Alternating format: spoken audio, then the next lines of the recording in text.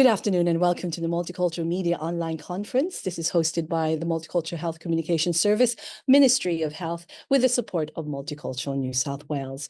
I'm Jesusa Helaratne, Deputy Director of the Multicultural Health Communication Service, and on behalf of our service and New South Wales Health, we're so pleased that you've joined us today.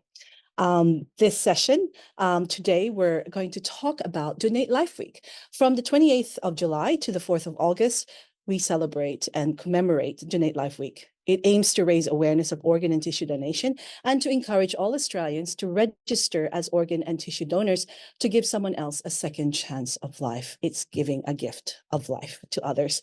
Today, we are so pleased to have with us Juliana Seltzer, and Acting General Manager of New South Wales Organ and Tissue Donation Service. Juliana, thank you for joining us.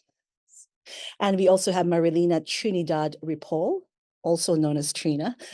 She is the Donation Specialist Coordinator of the New South Wales Organ and Tissue Donation Service. Thank you, Trina. Lovely to be here. Pleasure to meet you.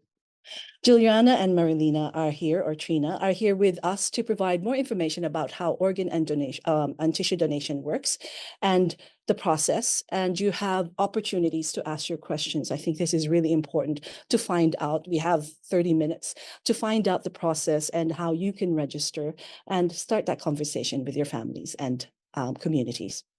But before we start, I'd like to begin by acknowledging the traditional owners of the land from which we are all meeting from today. We pay respects to elders past, present, and emerging, and pay respects to Aboriginal colleagues and communities. We also pay respects to multicultural and refugee communities that are represented in this session today. We will do our best to answer all your questions. Please put your questions on the Q&A or on the chat, and we will make sure that we are able to ask Juliana and Trina all your questions and have them answered.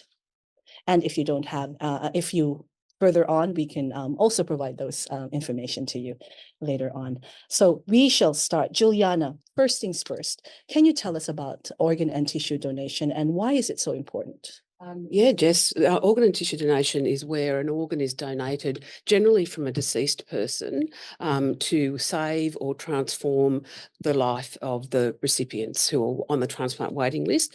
There are some organs that can be transplanted from living donors, but the deceased donation pathway is the most common pathway, and we desperately need more organs. We're to save lives, so by donating an organ, it gives somebody else a second chance of life. And that is something that we feel very passionate about at the Organ and Tissue Donation Service. We know that at any one time, there are about 1,800 people on the waiting list waiting for an organ transplant. So that's why our Organ Donation Awareness Week, Donate Life Week, is so important, to raise awareness with all communities, but also multicultural communities, because we have so many people on the waiting list. And the other thing regarding multicultural communities is that the people from your own community, you will be a better match. For the organ and the recipient will be a better match if you're both from the same diverse background. So it is really, really important to know what you want to do and register your wishes. We know that about 4 out of 5 Australians will say that they support organ and tissue donation, but there are only about 36%, so 1/3, registered on the Australian Organ Donor Register. So it's really important to register your wishes. And we always say, please have a conversation with your family. In Australia, we will always ask your family to confirm your wishes. So if this is something that's incredibly important to you, you really need to register your wishes, speak with your family about it. And we know that in those circumstances, about 8 out of 10 families will confirm their loved one's wish to be an organ donor. Thank you, Juliana. And I think that's really important messages that, you to start that conversation. Now, Trina, your role is a specialized role, being a coordinator donation specialist. Can you tell us a bit about your role, first of all, before we ask the other questions? Yeah, of course. So like you said, my role within New South Wales Organ and Tissue Donation Service is as a donation specialist coordinator. The best way that I like to summarize that is that my role and my team, we are the middle ground, or the conduit of information between the donor family, the ICUs, and the transplant teams. Everything always remains confidential. There are no identifying details at all, but we are definitely, so my role particularly is making sure that all of the information about the donor and the donor family is appropriately communicated with the transplant team so that they're able to find the best recipient and best match out there. When you say that, there's a process. Absolutely. There is a process in organ and tissue donation. There's been a lot of work by the New South Wales Organ and Tissue Donation Service. We've partnered, the Multicultural Health Communication Service has partnered with your team for many years in engaging multicultural communities. Can you tell us a bit about who can donate with the community and what it's that process? Absolutely. So firstly, to start, anyone over the age of 16 can register their wishes on the Australian Organ Donation Register. However, I always like to stress that it doesn't matter how old you are. It doesn't matter how healthy or unhealthy individuals may perceive them to be. Anyone can donate any of their organs. It essentially is most likely a case-by-case basis within our specialized team. And we always, make sure thoroughly do assessments, thoroughly do reviews. So we always like to stress the importance to never kind of preconceive your notions about what you can and cannot donate. Because like I said, there's only 2%, like Juliana said it, only 2% of the population could potentially be able to donate their organs. So we genuinely, truly appreciate the gift and the precious gift that it could be to be a donor. So there's a lot that goes into the process of, determining how well an organ functions. And like I said, it's on a case-by-case basis. Well, thank you. I know that this is the opportunity to ask these questions in terms of what organs and tissue can be donated. Probably that's what people are asking. What is it? What can you do? Because in some communities overseas, organ donation is something, there's a stigma to that. So what are the organs and tissues that people should learn about? So particularly, in Australia, the organs and tissues that we will always, that are potential to be donated, heart, lungs. So, you can donate your heart for somebody who, for example, might have a genetic condition like cardiomyopathy, or unfortunately, someone who has developed heart failure. Those types of people are the, potential recipients that would be eligible for heart donation. The lungs are one of our other, major organs that we are able to potentially donate.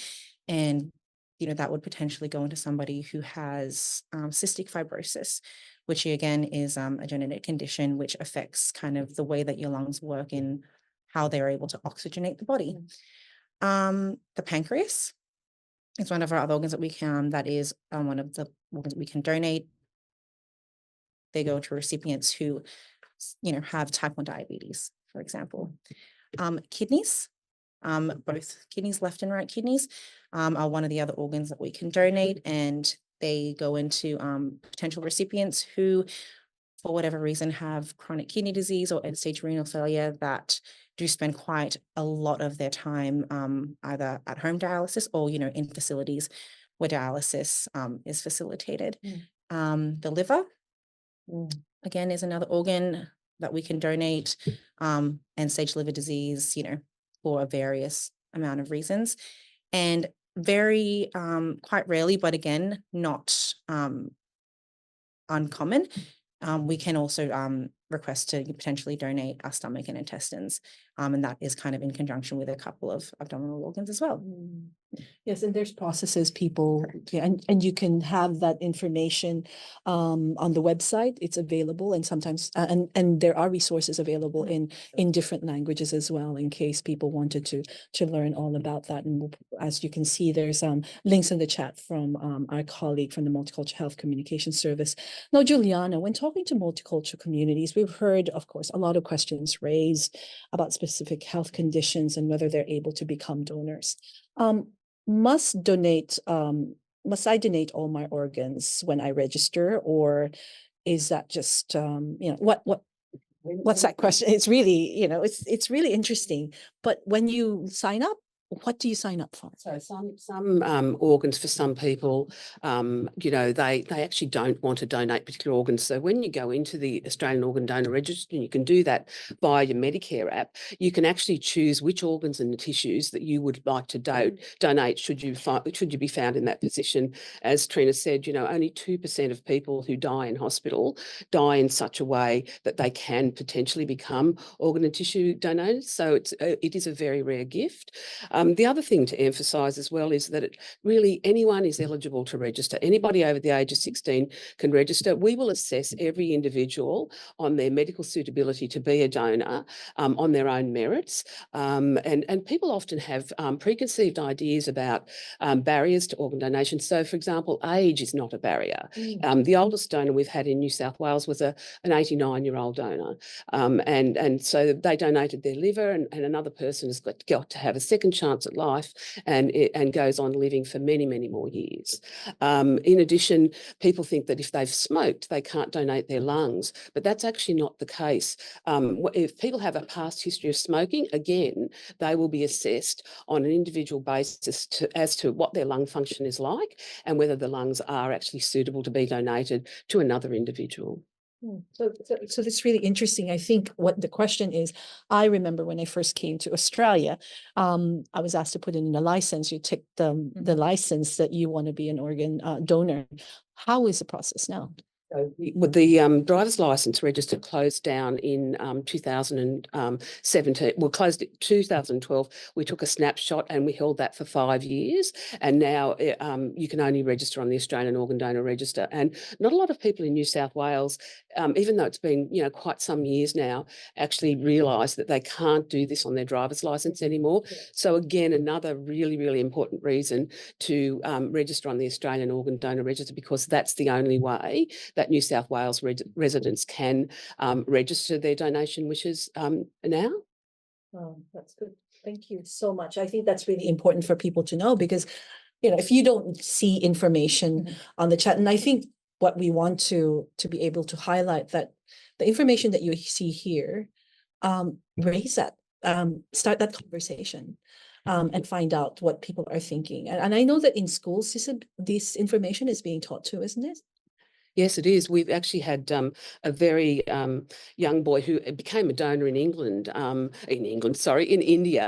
some years ago, but he had learnt about organ donation in the primary school in Sydney. And unfortunately, when the family went on a family holiday to India, he had a brain hemorrhage and became an organ donor. And that was because he had actually learnt all about organ donation at school and had told his parents that if anything would happen to him, he would want to be an organ donor. And now we have an annual event every year called Saffron Day to celebrate the wonderful gift that Diane gave to the community in India. Yeah, that's right. And we have seen that story with Rupesh and their families with Saffron Day, and they've been really active. And I think some people, that is their way of healing and the way of grieving as well.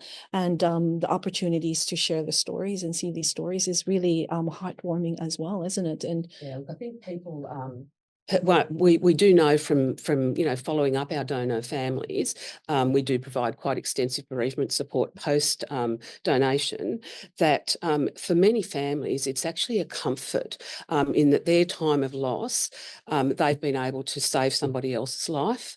So when they're at their they're at their worst, they've been told their loved one has died or is going to die, and they feel it in their heart to be generous enough to give their loved ones organs to save others' lives, and that does often get reported to us as a comfort to those families. so thank you very much, Juliana. From research, Trina, we also know that there's a lot of misconceptions within multicultural communities. We've also done consultations continuously, ongoing consultations to find out what people are thinking. COVID has brought in a different wave of barriers as well, as you can say, and we'll ask you that as well. But for example, if I am a registered donor, some people might worry, doctors won't try as hard to save my life. That's a question. What would you like to say to community members with that concern? That concern is incredibly valid. And, it's always, important to raise your concerns and questions that you're able to get some clarity. I will stress this, and it is one of the most important things. Healthcare practitioners, doctors, nurses, the main goal and the main priority is to save lives. So organ and tissue donation never comes into the conversation until there is a medical consensus that we are at end of life care. And so despite even if potentially that particular patient, we've done suitability in the background, isn't able to become a donor, we will always tell families at end of life that it is something that has been considered as a normalized practice. But yes, so just going back to your initial statement, so doctors and nurses, healthcare practitioners, saving lives is the main goal.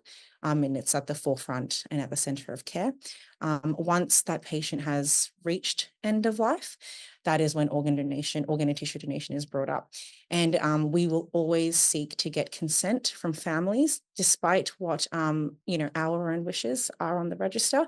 We always like to ensure that families have been consulted and that families give consent for organ and tissue donation to proceed, because apart from the patient being the forefront and the center of our care, the families are as well. And, we want to make sure that it's an enduring decision and an informed decision that they're going to be happy with for years to come.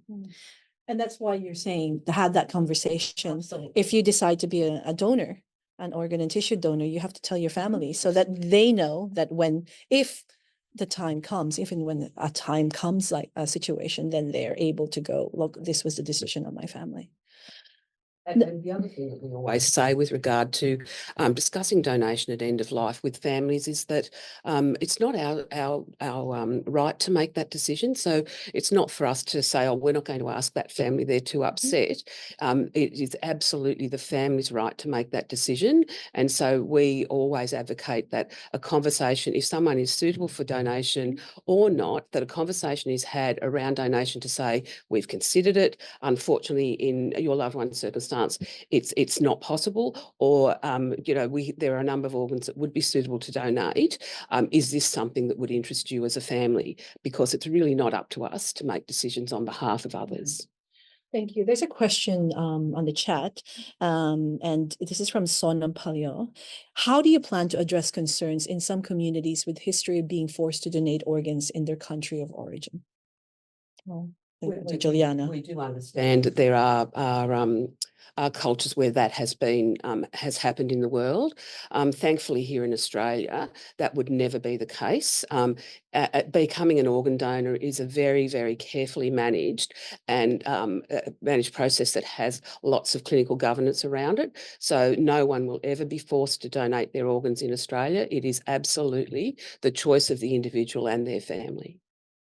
Thank you. I think that's really important. One of the questions as well that people may ask is religion.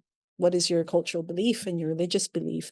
And some people may go to their religious leaders to ask for support. Have you had questions about that too? Absolutely. Well, look, religion plays a huge part of culture, and particularly what our cultural practices are and what our beliefs kind of are shaped around. Just in relation to organ and tissue donation, all major religions do support organ and tissue donation. I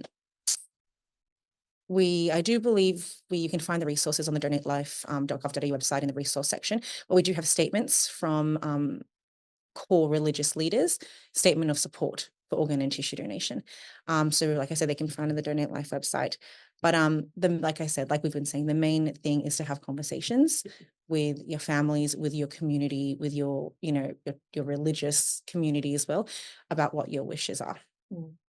Thank you, Trina. There are cultural taboos, Juliana, in multicultural communities. It's not an easy topic. And in the past, we've done different kind of initiatives to deliver the message in a different way. How can we talk to communities in a more positive way, in a different way to engage them? I think some of the work that we've done with multicultural health in the past, for example, we made some short films with people from diverse communities some years ago, and they were incredibly powerful stories and actually had a real impact on the communities where those people are from and their ethnicity. So partnering and having having a conversation, using art, using film, using all sorts of mechanisms to communicate with multicultural communities is really important. In terms of those taboos and the difficulty for some multicultural communities, for those who do want to be donors, and that it's incredibly difficult in their particular culture, is one of the important things I always think is to actually know exactly what it is that you're talking about. So do your research. You can find out any information you want on the Donate Life website.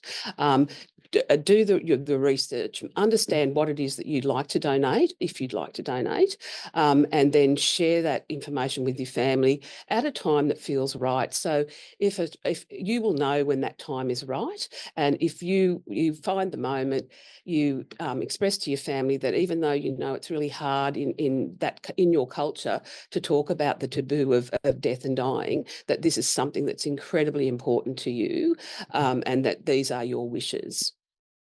Thank you. And there's some information there as well from on the chat that with the links to those resources and that information. And I think that is the crucial thing of getting the facts. Where can you go to ask these questions? Trina, with your work, if there are people in the hospital who speak a different language for cultural backgrounds, what kind of support is provided at the hospitals? So there is a myriad of support, and like as there rightfully should be, it is very important in being, culturally appropriate, but also culturally sensitive. We're all particularly, individual in our own way, but quite also individual, particularly with our cultures. Just on basic practice, utilizing interpreters, ensuring that the information that is getting across is correct and appropriate and understood. Apart from interpreters, utilizing simple, pre-translated documents, pre-translated images, so that it's kind of like a quick reference guide for families to at least be able to get a basic foundation of what the conversation is. And then when we're able to actually get appropriate interpreters, we always ensure that we utilize them, again, to make sure that the information getting across is correct, appropriate, and absolutely understood before we ever proceed anywhere else. Thank you, Trina. And Juliana, if there are any questions, please add them onto the chat, because I think this is the crucial moment of questions that are being asked. Excuse me, you said that if you needed a healthcare interpreter, you could ask for one. Absolutely. And you can always encourage it. Now, Juliana, with your work in it's crucial, general manager of a very important service. What is the vision? The vision is that we particularly want people to have that conversation with their families. As I said before, we know that people who have registered their wish on the organ donor register had that conversation with their family, that 80% of the time the family will confirm those wishes. And what it does for your family is it makes it so much easier for them if they find themselves in that awful position where you are in intensive care and you are not expected to live, that they know your donation wishes. It's so much easier for them. And we know that if you haven't registered and they don't know your wishes, that consent rate drops to about 40%. So it's a really crucial step in what we're promoting, and also to remember that if you do become an organ donor, you've given somebody else or many people a second chance at life. There was one particular story I remember when we did Life Giving Stories as part of the campaign, where when the donors were able to see some of the people who received the gift. I know that was extraordinary, but it was very important to see that. It's quite touching. It's not something that we can actually we can facilitate. No. In Australia. The Human Tissue Acts stipulate that that medical staff, both within donation and the transplant side, cannot do anything to facilitate families and recipients, donor families and recipients meeting. But what we do with our family support service, we do offer the opportunity for donor families and recipients to exchange anonymous correspondence, and in New South Wales, we have a lot of correspondence that we do exchange, and we know that it's a real comfort to donor families, and it's also real comfort for recipients. And as you said, it is a gift of life. It is about making that person kind of, for some people, it's that person lives on in a way and helps someone survive. After tackling some of the community concerns and misconceptions, can you tell us about how to register? Absolutely. Very easy, very simple. It takes 1 minute to register on the Donate Life website, so donatelife.gov.au, or you can register via your Medicare app electronically, and you can also go in person and submit a paper form at, I think it's a New South Wales service. Medicare, yeah, a New South Wales service. But like we've all been kind of saying today, those conversations with your family, friends, community, everything is kind of the most important kind of takeaway note from here. Like Juliana said, it takes away that stress, particularly when your family is at such a vulnerable point in their life. And it's so incredibly important. What other support is there? It's a big decision to become a donor. It is what people have heard now online now, and for the multicultural media to share the stories and the facts. Is there any kind of support for donors and families? We provide a family support service. We have family support coordinators, and they will actually follow up the donor family. They make a phone call at 2 weeks. If there's somebody from a multicultural community who doesn't speak English, then we will use interpreters to be able to assess where that person is in their grief and what support we can offer. In addition, if the family member is actually overseas, we will still provide family follow-up, and we will use interpreters to call family overseas to let them know, see how they're doing, and let them know how the recipients are doing.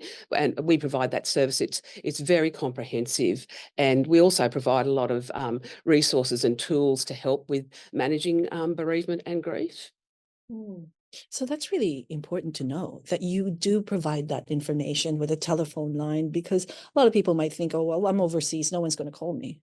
What happens as well is that the family support coordinator will make an assessment, and if they feel that that person perhaps needs a little more support, then we can organise for them to have some visits with psychologists. Obviously, that's a little bit trickier if they're overseas, but certainly within Australia, we can actually provide, psychological support as well, and also provide advice around getting a mental health plan with your GP to help you in your bereavement. That's really important, because it has a strain for the family as well. So if you have that conversation and the family members say, oh, well, why is that your decision? Then there is support to provide help. What we always say, and all of the staff who work in the service, including myself, think it's an absolute privilege to work with families at this time. Families let us into their lives at the worst possible time, but at a time that for most families will be an incredibly private time, and they let us into their lives so that they can honour their loved one's wishes and help somebody else by saving their life with a life-saving organ transplant at the most difficult time for them. And it's an absolute privilege to work with people like that. Well, Juliana, as you said, you've been in this industry for a long time. What do you take from this?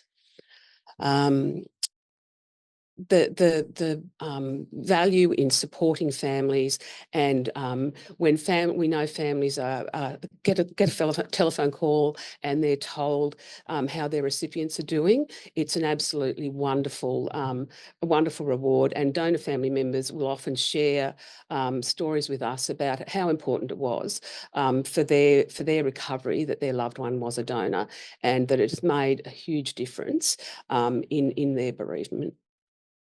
I think that is such it's heartwarming to hear that, because there are stories, there are two sides. Of course, there's a family that's giving and the family that's receiving. And Trina, from your experience, it really is difficult conversations, but also the stories that they tell and share. It must be memorable. Every single donor family that you're with or that you come across and you encounter is incredibly unique. And every time, you finish a donor case, you actually never forget about them. They always kind of take a little piece of, your heart home with them too, because you've been through such a difficult time and sometimes traumatic experiences. And particularly in that time, they do lean on, you for support and for guidance. And and like Juliana said, and I'm echoing it incredibly. So it is an incredible privilege to be able to support and be there for families when they're going through such grief, but also when they're making such a generous gift. And Yeah, and it is a gift. It is a gift that you shouldn't take for granted. It's a big decision to make for the families and for the person giving. And that's why Donate Life Week is so important, Juliana. Definitely, definitely. You know, every year with Donate Life Week, we have a slightly different theme. This year, the theme is to register your donation wishes and give somebody else a chance at life, and also register your donation wishes, have a conversation with your family, and make sure that they're aware of how important this is for you, to make it so much easier for them if they find themselves in that very rare situation. As I said, only 2% of people who die in hospital can actually become an organ donor. So it is a very rare opportunity, and it is a very generous gift. And as you said, you can reach out to your community leaders or religious leaders to seek support and conversations. Trina, any last words? absolutely. This Donate Life Week, I know we said it a million times, but please take a moment to go to the Donate Life website, register your wishes on the Australian Organ Donation Register, or via the Medicare app, but also please have conversations with your families about what your wishes are. Let them know, have conversations with your friends. It is an incredibly rare and precious gift that, donor families do. One donor can potentially save up to 7 different people at any given time. So it's so precious and it's so rare. And so please have those conversations with your family. Yes, and the website is on the chat, and there are resources in different languages for any facts that you may need or any questions that you may have. And if there's any information that you need, please go to the website and send us an email, and we'll connect you to Juliana and Trina and the Organ and Tissue Donation Service. And that's it for today. Please remember, Donate Life Week is starting this week on the 28th of August. Share the resources on to your communities, on media, and on your websites. For now, thank you for joining us. I'm Jesusa Helaratne, Deputy Director of the Multicultural Health Communication Service, and Juliana and Marilena from the New South Wales Organ and Tissue Donation Service. Thank you for joining us. Thank you so much for having me. And we'll see you again next time.